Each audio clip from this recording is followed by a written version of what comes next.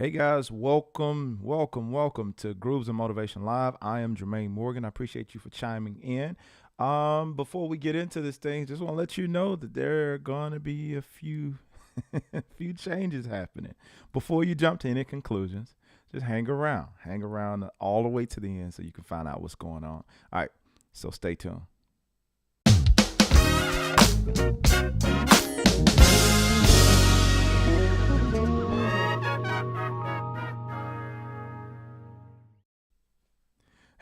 Good morning again, everybody. I'm laughing because I was just reading that comment. T says, uh, he said, the title made me click way faster than usual. Good morning. Good morning to you, T. Tim Binkosi. I think I always say it wrong, but I'm trying. So yeah, he said the title made me click quicker than usual. So yeah, come on around. Come on around, guys. I'll get into that. I don't want to let the cat out of the bag too soon of what's going on. I want y'all to come in. We want to build a little suspense for a little while to let y'all know what's happening. So y'all come on around. You come on around.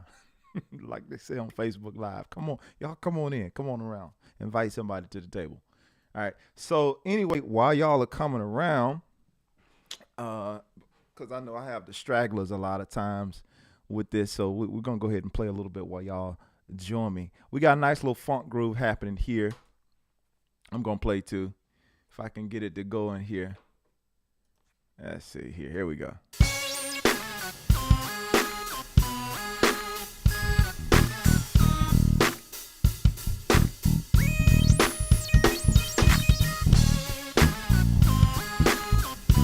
What's up, Bernard?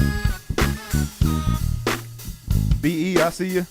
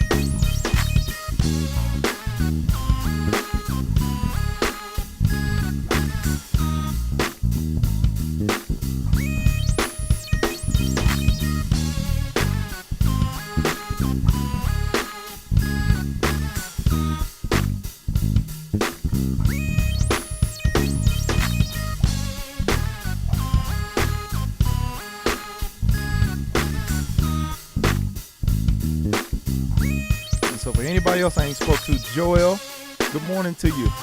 Who else we got here? Cedric, good morning, man. Y'all be sure to drop in the comments. Let me see who's watching, where you watching from. You know how it goes if you've been here before. If you're new to this channel, I'm Jermaine Morgan. Thank you for joining in to the jam, the grooves, and the motivation this morning. So I'm going to get to your question, BE. I see you. I'm going to get to your question. We're just building a little suspense to let you figure out what's going on. But drop your questions in the chat. But I'm going to cover everything as we move through this thing.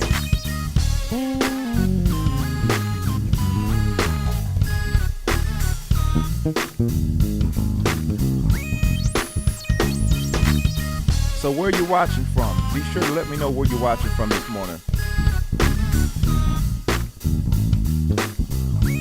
What's up, Chris?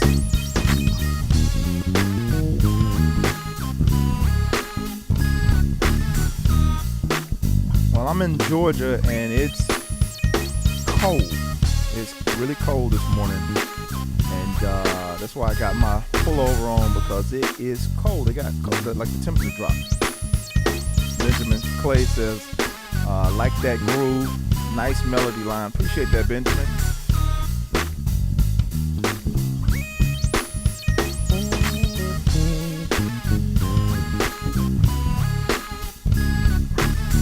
Mississippi in the building. The sip.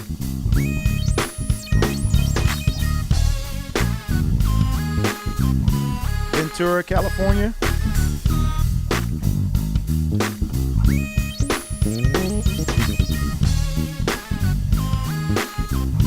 E flat.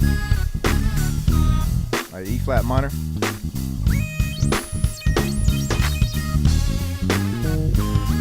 Iowa, 23. Y'all can have all of that. We were backwards that this morning, so we was 32 earlier this morning. What's up, man? M1 Bass says it's Mike from London, UK. Welcome, Mike.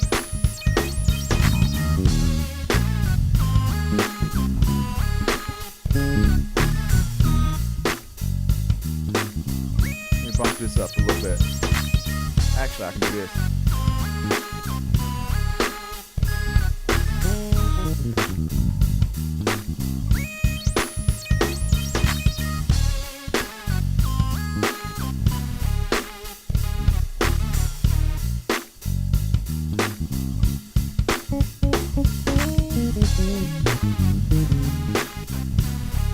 Yeah, let's play with this a little bit.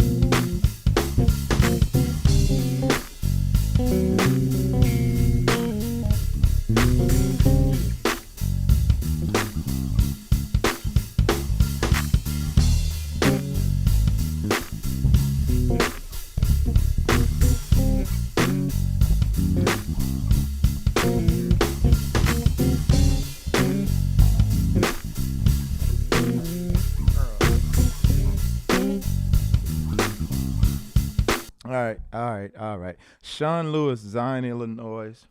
I see you in the building. So I'm gonna jump right in here. I don't have to be super long this morning. I was just playing around with that groove. So basically, getting to the point of what the few viewers jumping in. I'm sure the few people that go and click in the replay is just trying to figure out what I'm talking about when I'm saying no more bass lessons? Question mark. No more bass lessons. So I'll start by saying this.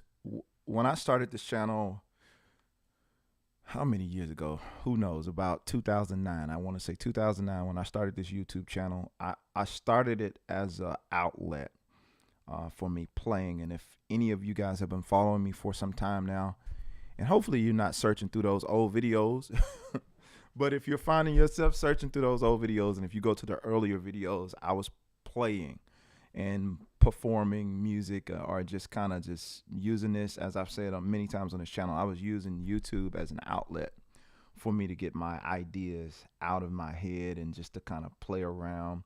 I've been a professional musician for some years now, and on the main gigs that I would play on, it wasn't much room for soloing and just having a lot of that stuff happening.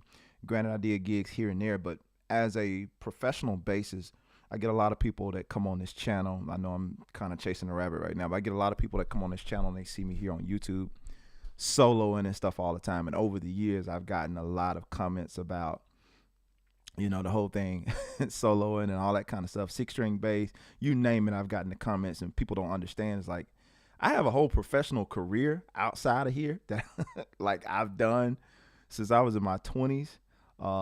And YouTube was always an outlet for me to just kind of stretch out and just do whatever I heard, because when I got on YouTube, it was new, it was something different. You could just get on there and post your ideas, post whatever. And so that's what I would do. I would use YouTube for anything I was working through. Normally the only people in my close circle would get access to any of the stuff I was playing, whether it be friends or, somebody that I was close to, family or something like that. But I decided to start sharing the content and those types of things that I was doing online. Good morning, Stephen.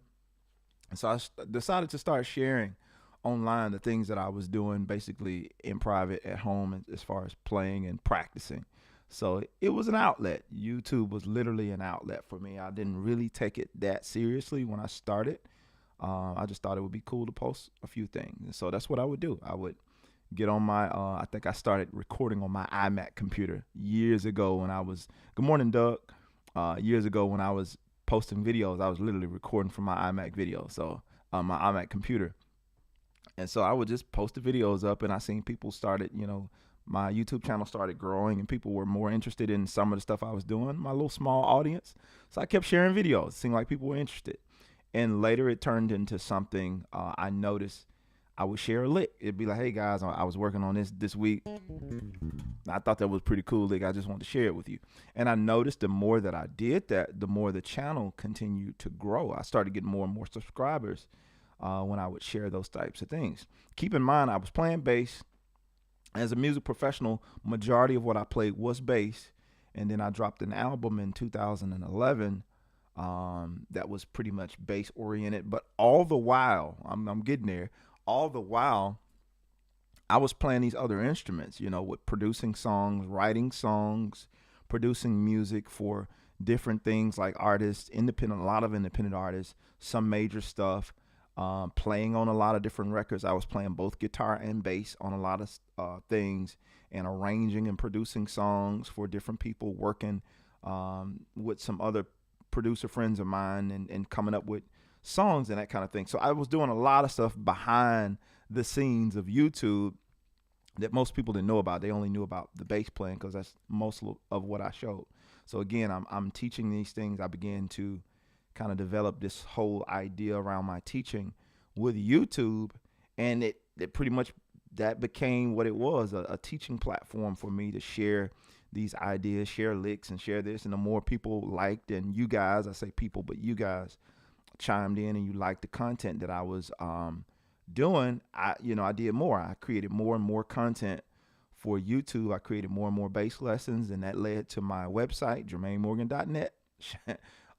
Shameless plug. But that led to that website where I was showing and breaking down, going more in depth with the lessons and things that I was sharing. But I just want to state for the record that I've never been exclusively a bass player. I am a bass player. I am a professional bass player, but I've never been exclusively a bass player. And I've struggled, just in all transparency, I've struggled over the years with this channel, with keeping this channel going, because there's many times I wanted to stop. I'm gonna be honest with you. Not that I didn't enjoy sharing or teaching and that kind of thing, but sometimes it was a rocky road with trying to figure out what content that I want to put out there, what type of thing, because I felt like I was putting so much emphasis on one side of what I do, when I'm like, I got a lot of areas of things that I do as a creative. And, it's more to me than just playing the bass or just showing somebody a lick or just showing somebody how to groove. There's like so much more to me. But that's what the majority of the world came to know, who are following me now here on YouTube. So that's what I kept putting out.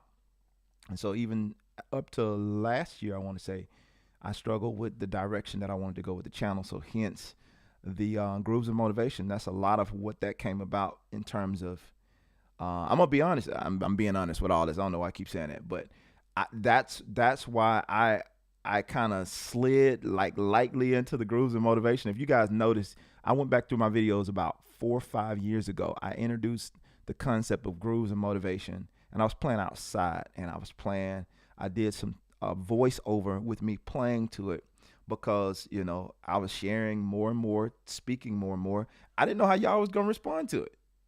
So like, I don't want all these people to unsubscribe because I'm sharing this and sharing that, but that's a passion of my heart. The speaking part of who I am, all these different things were passions of who I am, and I didn't know with this channel what direction to go to get that out. I'm like, I don't want to really start a new YouTube channel. So I started the Grooves and Motivation idea, and so, well, let me just try to share this. And people responded, and you guys showed me that you were interested in some of the things that I was sharing. And so I just kept it going and just kept growing with the Grooves and Motivation, and kept the bass lessons and all that kind of stuff going. But it was difficult. It was difficult making the transition with the channel. So let's fast forward to where we are now, because the question is, are you still gonna do bass lessons? Well, to answer that question, this channel will no longer be exclusively about bass lessons. And I know some of you guys are like, you really ain't just been exclusive bass lessons. I know it's been a slow transition, but I am making it official. I have made it rather official that this Jermaine Morgan YouTube channel will no longer be exclusively about bass lessons. Now, does that mean I will not show or teach something regarding bass anymore? No, that doesn't mean that at all. But it won't exclusively be about me just playing the bass and that kind of thing, you know. So there's no telling what you're going to get on here. I don't want to let the cat out of the bag, but I will say you will get a lot more content concerning the overall scope of music. And let me give you context to that. Since I was a kid, I can remember being at my home church, and they wanted to start recording the services.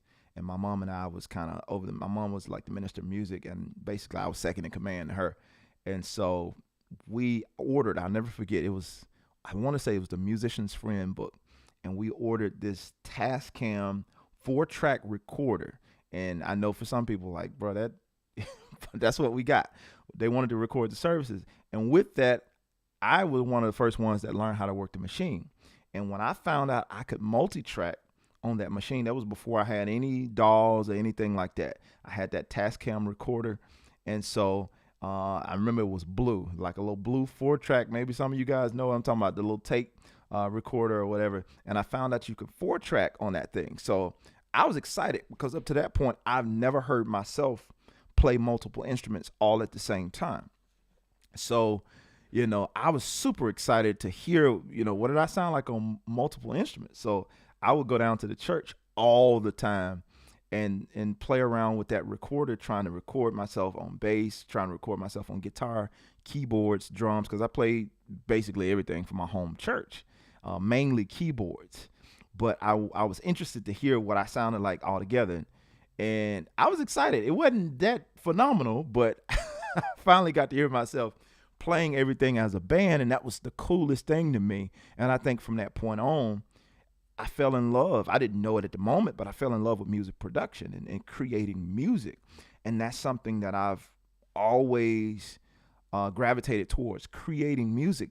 So the bass playing, the guitar playing, all the other stuff that you see was all just a means to helping me to create better music. Always. It's always been that way for me. And that's always been a passion of mine. Recently, getting kind of reacquainted to that passion for me into music that I've been working on lately and stuff that I do for artists and that kind of stuff.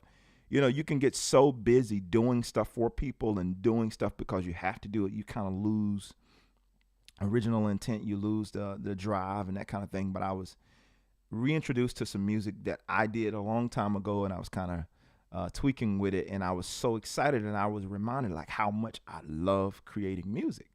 And so again, all of that being said, it's like that was original intent for me always. And so this channel will moving forward, it will include elements of that, just creating music, whether that be bass lessons, whether that be keyboard lessons, whether that be me sharing tips on creating, producing, or writing songs, or even bringing in guest people to give some nuggets here and there about music creation. That's what we will be doing moving forward with the channel. So don't feel like I'm just leaving YouTube and that kind of thing. But I will say this though, my website is still up. So those exclusive bass lessons are still available. Somebody asked, I think it's TR, are you doing one-on-one bass lessons? I am. I do one-on-one bass lessons. I offer those on my website. So all of that is still available. All the content on my website is still available. Over 200 monthly membership lessons, not to count all of the other countless things that I've did as far as specialty courses that I've done with bass jam play-alongs, me breaking those down, specialty courses when it comes to church, specialty courses when it comes to riffs and licks, all that type of stuff. So there are tons of things that I have available on my site as it pertains to bass coaching. So hopefully nobody feels robbed that I'm not continuing to do exclusive bass lessons on this channel. Because like almost 10 years, I think I've shared a lot of content here just exclusively as a bass player. And I hope that it's added a lot of value to you over the years, with what I've shared with you all, from my bass lessons. I hope you've been positively impacted by what I've shared. And again, I'm not saying I'm not going to post anything else bass related. I'm not saying that at all. But what I am saying, again, that this will no longer be exclusively just bass lessons. So if you notice in the title has changed. You go to my YouTube page, everything has changed about it in terms of, it being solely bass centered, because there's more parts of Jermaine Morgan that I do want to share, and I do want to help with adding value with you, the listener, you, the audience, because there's more I have to offer than just my bass playing. And I have records. So if you enjoy hearing me playing, I do invite you to purchase some of those records. Show your boy some love. Purchase some of those records. I got, some people think I only have 2 records out. Journey Continues, 3. Journey Continues, Grooves and Ideas, and the Life record. But I have 2 band records called the Jermaine Morgan Band, and Dreams Work Reality Part 1, Dreams Work Reality Part 2. And I have vocal stuff. I sing. I don't share. Again, it's a lot of stuff I don't share. I think I might have did 1 or 2 videos where I shared me singing on this channel, and that was the Keep On Looking Up Gospel Quartet cover that I did, and it was something that I played, one of my original songs, I'm Not Afraid, and I was playing and singing to the bass there. So it's not a lot that I've shared because I've kept everything bass oriented. But yeah, that's pretty much in a nutshell what it is, guys. Andre, good morning to you. That's pretty much what it is in a nutshell. So I invite you, if you have any questions, be sure to drop the questions in the chat while I'm here. I'm here to answer any questions that you may have. I think I pretty much covered, for the most part, everything that I wanted to say regarding this subject, and letting you guys know what was going on and how the channel is shifting, how the channel is moving forward. So I welcome your questions. I'll stay on for a little while longer just to answer some questions. But I didn't really have necessarily a a deep topic for you guys, other than the fact that the channel is definitely shifting, and I feel like it's shifting for the better. It's not shifting for worse, it's shifting for the better. There's some big plans that I have for things I want to do here on this channel, things I want to share, and I think it will be very beneficial to the musician community. So yeah, Joel says, Joel, let me know if I'm saying it wrong. Anyway, so many bass players nowadays are adding key bass to their performances. Can you talk a little about that if I'm not way off topic? Absolutely, man. So, well, with key bass, I brought in somebody years ago. I did a video about using key bass, and we talked about that. I did an interview with Andre Brown, Modre Brown. We did an interview specifically about key bass, and yeah, there are a lot of key bass players. And when you asking a question, so I'm gonna try. I will say this, depending on what your question is, I might not be able to get to it because it might be too loaded where I can't cover it. Yeah, I did key bass for years. I was doing key bass, I think, before it was I ain't gonna say it was a thing because I ain't that old, but I was playing key bass when I was playing at my home church. Keys, like I was playing keyboard, like the chords and stuff, because it was like a 2-man band, like a keyboards and drums. And when my mom would play keyboard or bass, I would go to guitar. And so, long story. Anyway, so I was playing key bass for years, and it wasn't a thing back then. It was just something you did because you needed a bass. So, I was playing key. Anybody that remember me from Mississippi, they know I was doing that like 20 years ago, playing key bass before it was key bass like it is now. Everybody wants to do key bass. And so when the fad came around, where it was a thing that all the bass players were trying to do now, I wasn't really that impressed by it. I'm like, okay, that's cool, but Yeah. Okay. And so it's cool to do it. I think it adds something depending on the genre of music that you're playing. It sometimes in some shows it's a necessity. You have to play key bass because that's what the record calls for. And so in that regard, play the record. And my tips for that I would share in terms of key bass, if you're gonna have to play or if you want to play key bass for a record, try to make sure you try to match those sounds that are in the actual recording as close as possible. If you don't have that Moog or whatever, you can use like if you don't have the exact board, like these dolls and stuff are so sweet now that you can manipulate and get that sound by using like main stage, using Logic or something like that.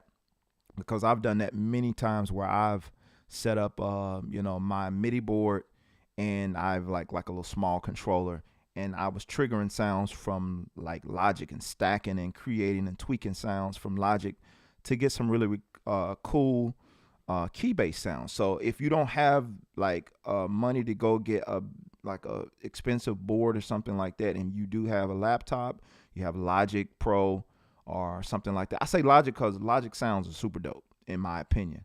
I might be biased. I've been on Logic for over 10 years now, and their sounds is like Logic is where it's at.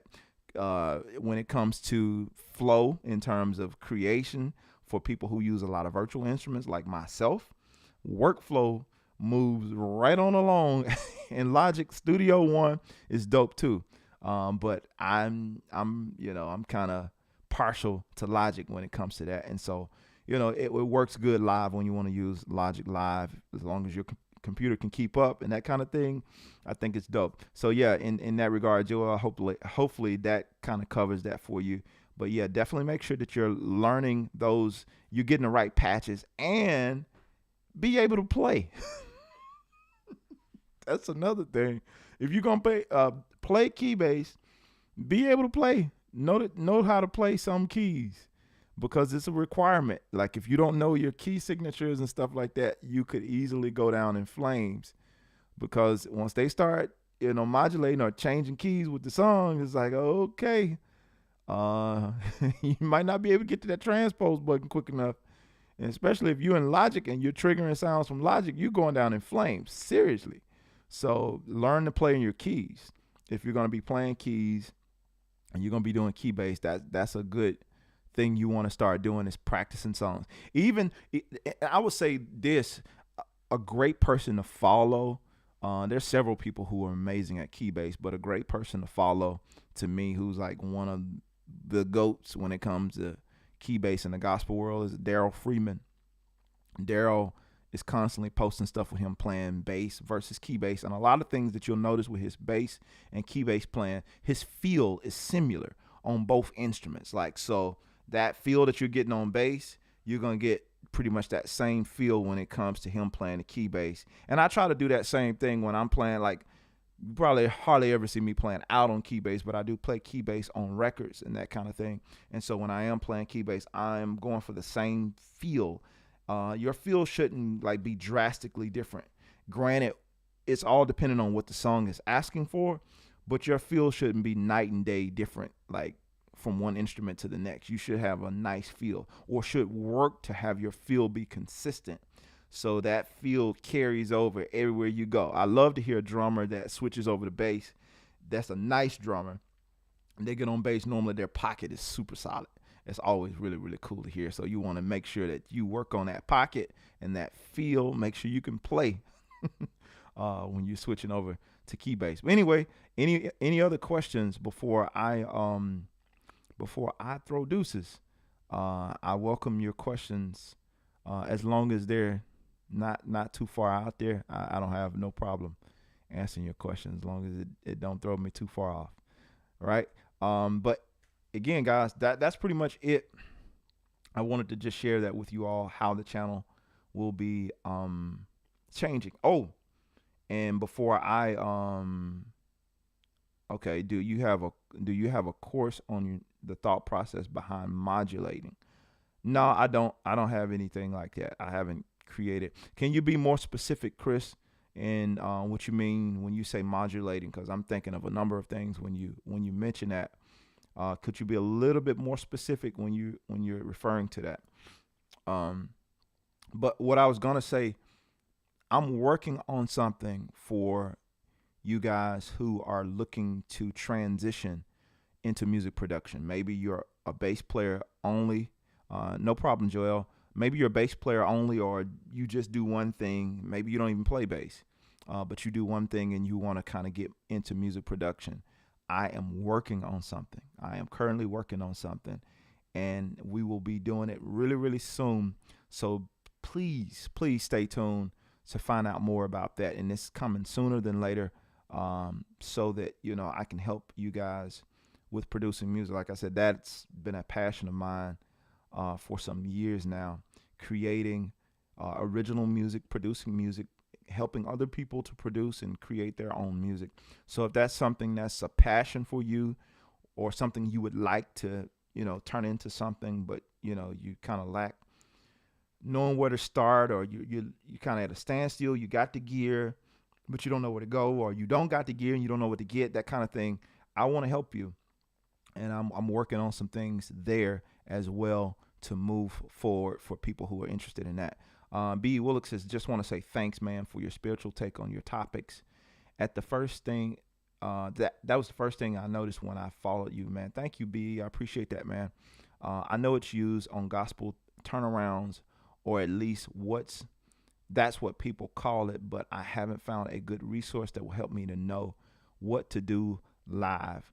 So you're talking about when module in terms of changing keys. That I haven't, like I said, I haven't done a course.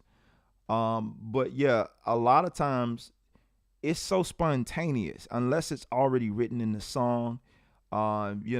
People can use the 2-5-1 to go to the next key, or it's so many different ways that you can get, Chris, that you can get to the next key when we take it up. We can go 5 of the next key and then go go to the 1. It's so many different ways, and it really depends on how the music is flowing, depends on how the song is written, it depends on what the music director calls in the moment. So it's really hard for me to, off the top of my head, just give a specific example of how people modulate, because it's so many different ways that you can modulate, or that you can go up. Again, I know that's what we say in church, the gospel church: modulate, take it up. And modulate means a lot of different things, but we'll say that. But yeah, so taking it up, or changing keys, or going to a different key, it matters, the context of music. And the biggest thing I would say to get a better understanding of it is listen to gospel music. I mean, we modulate in gospel all the time, like especially when it comes to where you will hear it the most at will be gospel choir music. You will hear it the most, in my opinion, in a lot of gospel choir music. We're known to do it in our gospel choir stuff. So when you find stuff, a great person to go listen to is Ricky Dillard. Ricky Dillard, Hezekiah Walker, like they're gonna take it up. What's my guy in it? Kurt Carr, Sanctuary. They just kept going up. It's just, it wasn't a lot of special things that happened. It's just a drum break. Yes. What's it?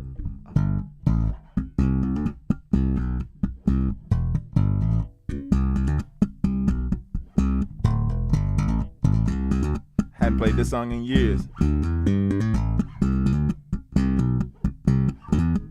And we will pray you for. Then I did the drum break.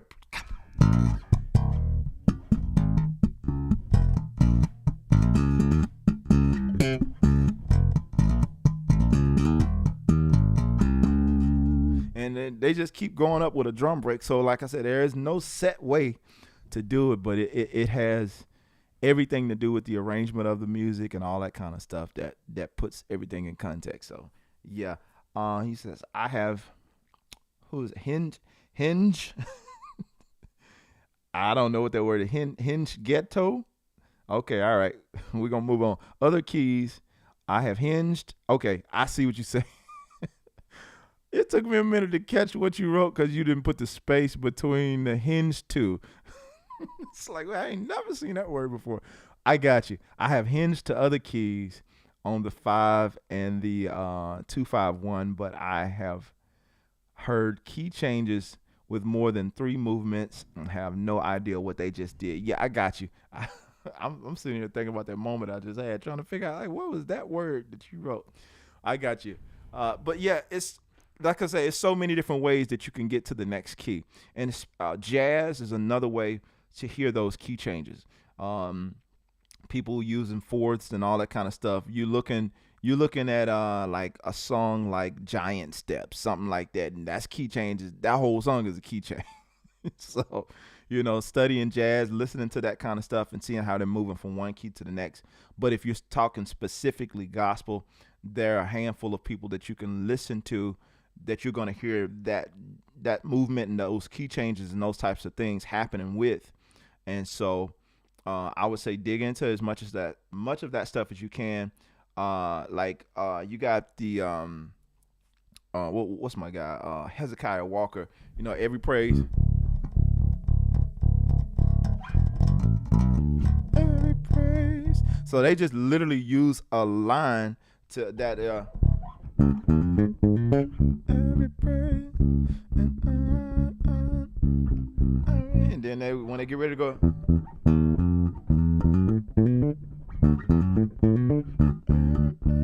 And they just keep doing it. So some people will use a line to get up to the next key.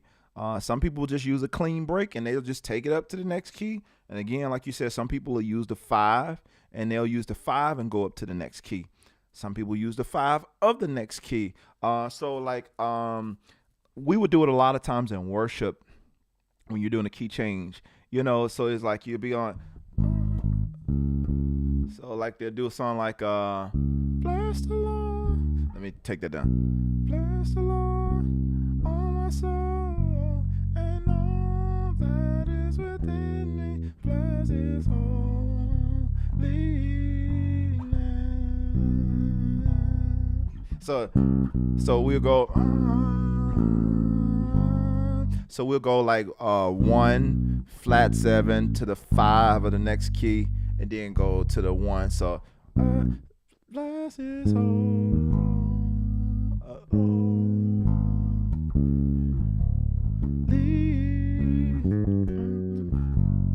name. I will bless the Lord. So we'll do that whole thing, and we'll do that for every key to get up to the next key. So he's like a 1 flat 7 then to the 5 of the next key. And that's a really common way that we in church, we use that to get to the next key. I almost forgot about that one. That's a really, really common way that we use. So if you guys aren't hip to that, I don't know why you wouldn't be, but if you're not hip to that, that's a great way to get to the next key, is use that 1, that flat 7, up to that 5 of the next key.